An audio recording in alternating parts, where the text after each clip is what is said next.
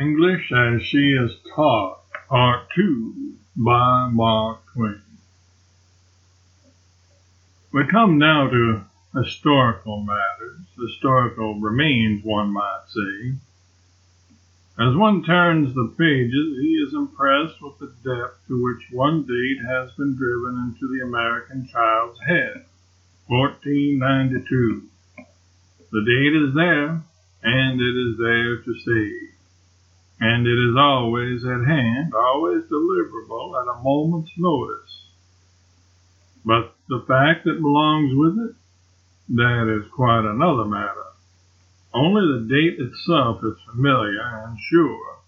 Its vast fact has failed of lodgment. It would appear that whenever you ask a public school pupil when a thing, anything, no matter what happened, and he is in doubt, he always rips out his 1492. He applies it to everything, from the landing of the ark to the introduction of the horse car. Well, after all, it is our first date, and so it is right enough to honor it and pay the public schools to teach our children to honor it. George Washington was born in 1492. Washington wrote the Declaration of Independence in 1492. St. Bartholomew was massacred in 1492. The Britons were the Saxons who entered England in 1492 under Julius Caesar. The earth is 1,492 miles in circumference. To proceed with history, Christopher Columbus was called the father of his country.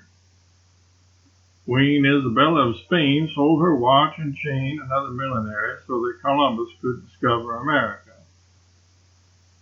The Indian wars were very desecrating to the country.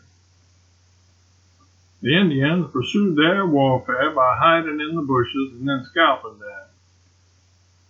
Captain John Smith has been styled the father of his country. His life was saved by his daughter, Pocahontas. The Puritans found an insane asylum in the wilds of America. The Stamp Act was to make everybody stamp all materials so they should be null and void. Washington died in Spain almost broken-hearted. His remains were taken to the cathedral in Havana. Guerrilla warfare was where men rode on gorillas. John Brown was a very good and sane man who tried to get fugitive slaves into Virginia. He captured all the inhabitants, but was finally conquered and condemned to his death. The Confederacy was formed by the fugitive slaves. Alfred the Great reigned 872 years. He was distinguished for letting some buckwheat cakes burn, and the lady scolded him. Henry VIII was famous for being a great widower, having lost several wives. Lady Jane Grey studied Greek and Latin and was beheaded after a few days. John Bright is noted for an incurable disease. Lord James Gordon Bennett instigated the Gordon Riots. The Middle Ages come in between antiquity and posterity. Luther introduced Christianity into England a good many thousand years ago. His birthday was November 1883. He was once a pope.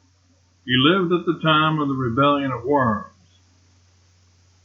Julius Caesar is noted for his famous telegram dispatch, "I came, I saw, I conquered." Julius Caesar was really a very great man. He was a very great soldier and wrote a book for beginners in the Latin.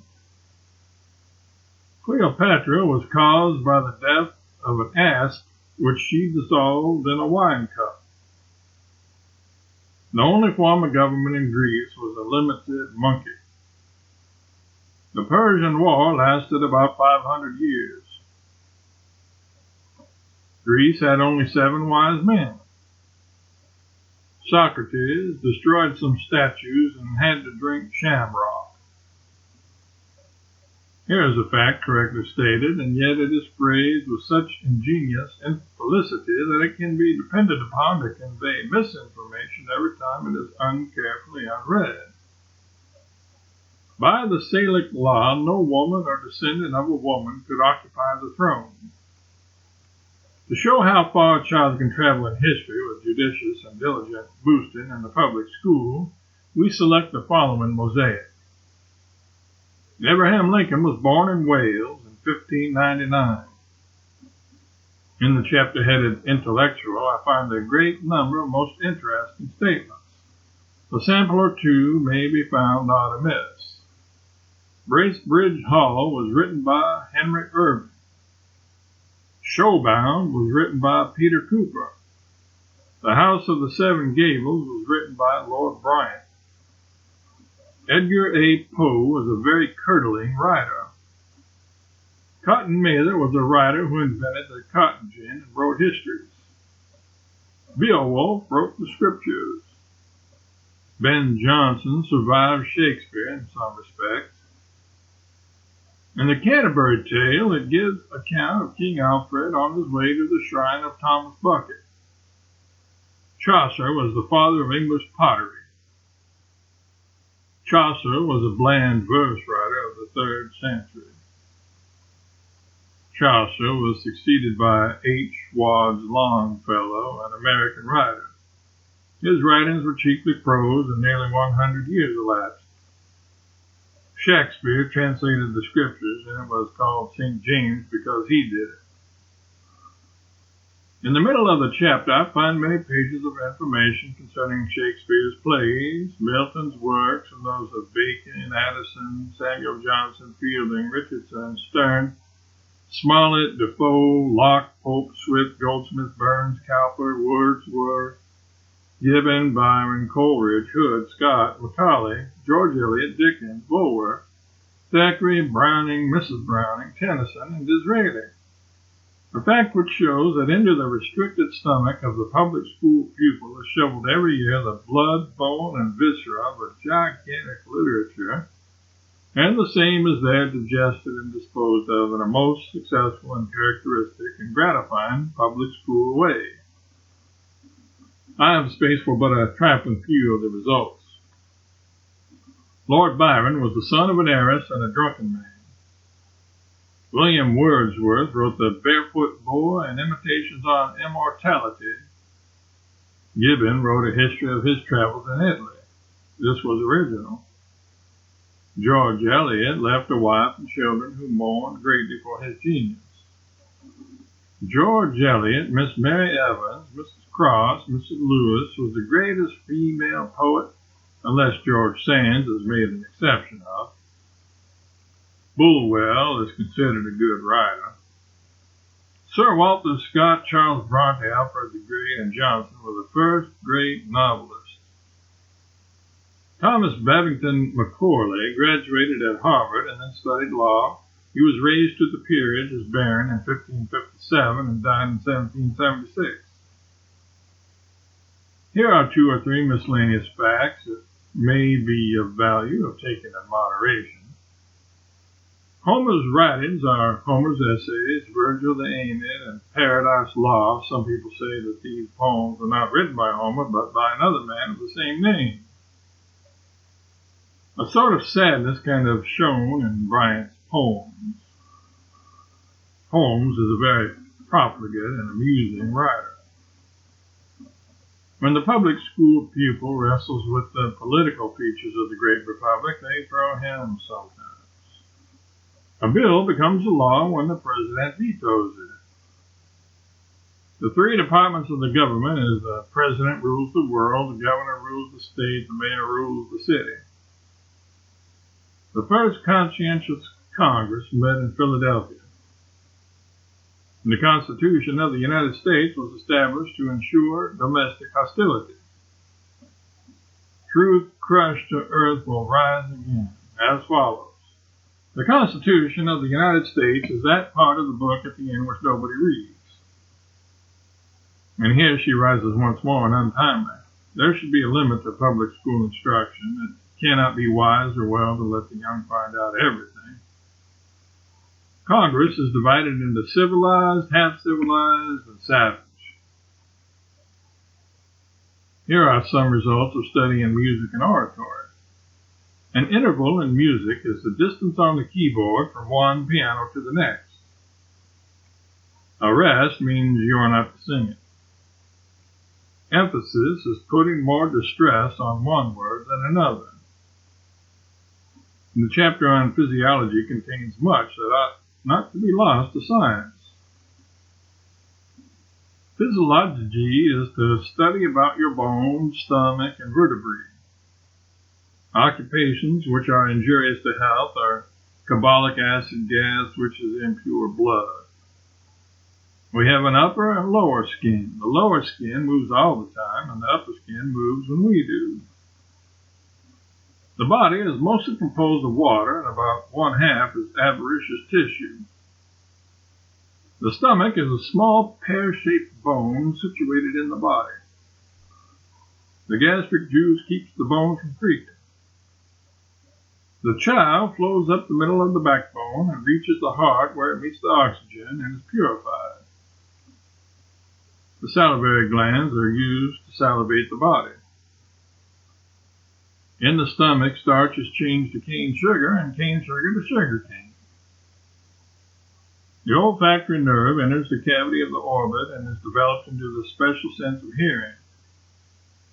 The growth of a tooth begins in the back of the mouth and extends to the stomach. If we were on a railroad track and a train was coming, the train would deafen our ears so that we couldn't see to get off the track. If up to this point none of my quotations have added flavor to the Johnsonian anecdote at the head of this article, let us make another attempt. The theory that intuitive truths are discovered by the light of nature originated from St. John's interpretation of a passage in the Gospel of Plato. The weight of the earth is found by comparing a mass of known lead with that of a mass of unknown lead. To find the weight of the earth, take the length of a degree on a meridian and multiply by 6½ pounds. The spheres are to each other as the squares of their homologous sides. A body will go just as far in the first second as the body will go plus the force of gravity, and that's equal to twice what the body will go. Specific gravity is the weight to be compared, weight of an equal volume of, or that is, the weight of a body compared with the weight of an equal volume. The law of fluid pressure divides the different forms of organized bodies by the form of attraction, and the number increased will be the form. Inertia is that property of bodies by virtue of which it cannot change its own condition of rest or motion. In other words, it is the negative quality of passiveness, either in recoverable latency or incipient latescence. If a laugh is fair here, not the struggling child nor the unintelligent teacher, or rather the unintelligent boards, committees, and trustees are the proper target for it. All through this little book, one detects the signs of a certain probable fact, that a large part of the pupil's instruction consists in cramming him with obscure and wordy rules which he does not understand and has no time to understand. It would be as useful to cram him with brickbats.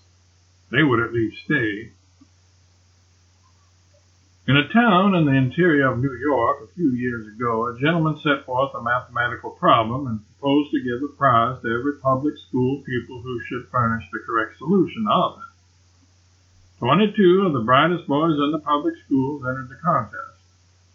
The problem was not a very difficult one for pupils of their mathematical rank and standing, yet they all failed, by a hair, through one trifling mistake or another. Some searching questions were asked when it turned out that these lads were as glib as parrots with the rules, but could not reason out a single rule or explain the principle underlying it. Their memories had been stocked, but not their understandings. It was a case of brickbat culture, pure and simple. There are several curious compositions in the little book, and we must make room for one. It is full of naivety, brutal truth, and unembarrassed directness, and is the funniest, genuine boy's composition I think I have ever seen. On girls. Girls are very stuck up and dignified in their manner and behavior. They think more of dress than anything and like to play with dolls and rags. They cry if they see a cow in a far distance and are afraid of guns. They stay at home all the time and go to church on Sunday. They are always sick. They are always funny and making fun of boys' hands, and they say how dirty. They can't play marbles. I pity them poor things. They make fun of boys and then turn around and love them. I don't believe they ever killed a cat or anything. They look out every night and say, "Oh, ain't the moon lovely?" There is one thing I have not told, and that is they always know their lessons better than boys.